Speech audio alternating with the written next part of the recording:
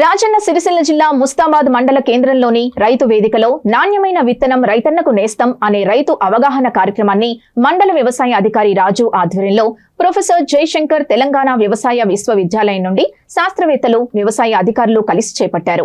ఈ కార్యక్రమానికి AMC chairman Talari Rani, CESS director Anjireddy, Congress party మండల అధ్యక్షుడు ఎల్ బాలరెడ్డి పాల్గొనగా రైతులు నాణ్యమైన విత్తనాలు వాడాలని, యూనివర్సిటీ గుర్తించబడిన విత్తనాలు వాడితే అధిక దిగుబడి వస్తుందని శాస్త్రవేత్తలు తెలిపారు। మండలంలోని 16 గ్రామాల రైతులకు విత్తనాల్ని వ్యవసాయ అధికారులు, శాస్త్రవేత్తలు, నాయకులు కలిసి పంపిణీ చేశారు।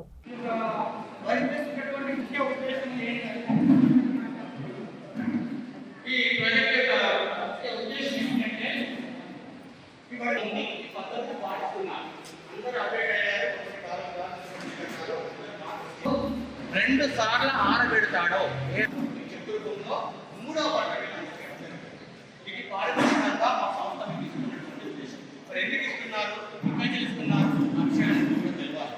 కాబట్టి ముందుగా మేము ఏం చెప్తున్నామంటే గాలిలో 7 నుంచి 8 సెంటీమీటర్ల లోతు పోతుంటే చల్లినటువంటి కాంపోస్ట్ ఎరువులు కావచ్చు, రసాయనిక ఎరువులు కావచ్చు, ఇక్కడ ఏ పదార్థాలు చల్లినా కూడా మొక్క యొక్క వేరు అనేది మొక్క యొక్క వేరు కూడా అప్పుడు చల్లినటువంటి మొక్క వాడికి అందరం జరిగింది, ఆ యొక్క మొక్క ఆరోగ్యంలో పెరగడం జరిగింది। అప్పుడు చేయడం లేదు ఇలాంటి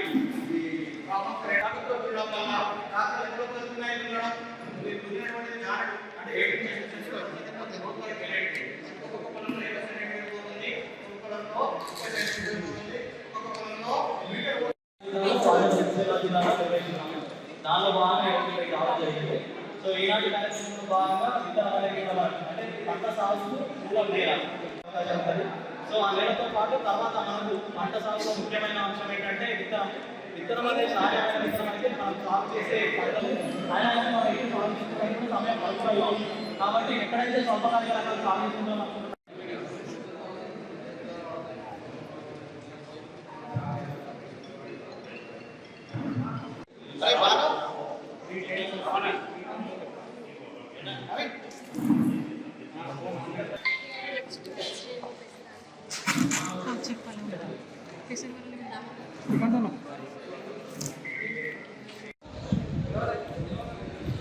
కొంచెం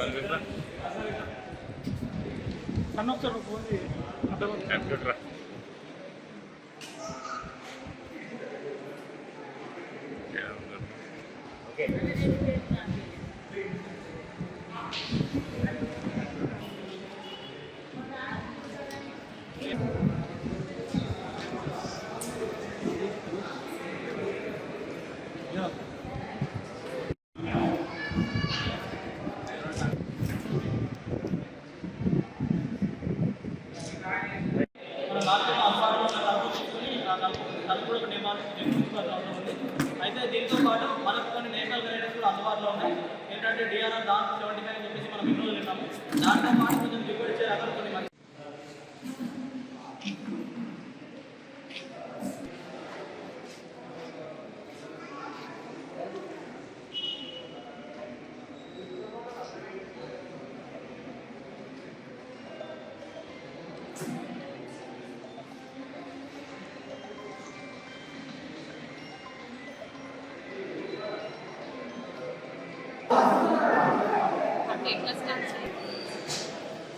ఈరోజు ముస్తాబాద్ మండలంలో క్వాలిటీ సీడ్ ఎవ్రీ విలేజ్ అనే ప్రోగ్రామ్ యూనివర్సిటీ ప్రొఫెసర్ జయశంకర్ వ్యవసాయ విశ్వవిద్యాలయం నుంచి కండక్ట్ చేయడం జరిగిందండి।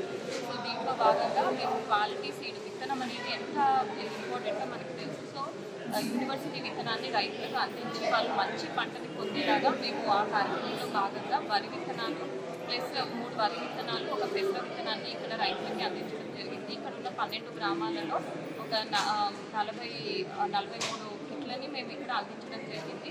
సో దీన్ని నెక్స్ట్ ఇయర్ దీని నుంచి వచ్చిన పంట నుంచి రైతులు వేరే రైతులకి కూడా మనం ఈ పంటను అనేది